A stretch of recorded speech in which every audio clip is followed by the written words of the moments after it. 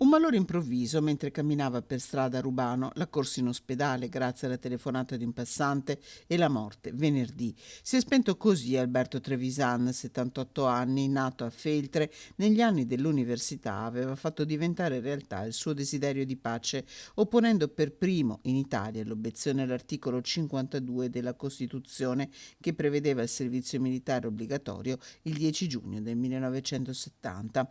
Una prima obiezione a cui ne seguirono altre, fatte di arresti continui, condanne, carcerazioni, ma anche di grandi amicizie per quasi 3 anni della mia vita, così scriveva lo stesso Trevisan nel libro che ha raccontato la sua esperienza, che con la sua lotta pacifica a ogni forma di guerra aprì la strada alla legge sull'obiezione di coscienza, la 772 del 1972.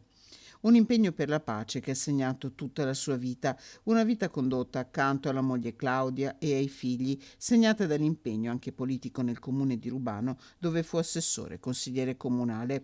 Suo lo striscione che il comune porta ogni anno alla Marcia per la Pace Perugia-Assisi, e così lo ricorda Sabrina Doni, ex sindaca di Rubano. Quello striscione continuerà ad accompagnarci, ci mancherai. Un ricordo per Alberto Trevisan, anche da Sergio Giordani, sindaco di Padova, di cui Alberto Trevisan divenne nel 2012 cittadino onorario, Sarebbe e da rientrato Francesca Benciolini, nel assessore bilancio del alla pace della 2023. città del Speravamo, abbiamo Santo. fatto diversi appelli anche con tante altre città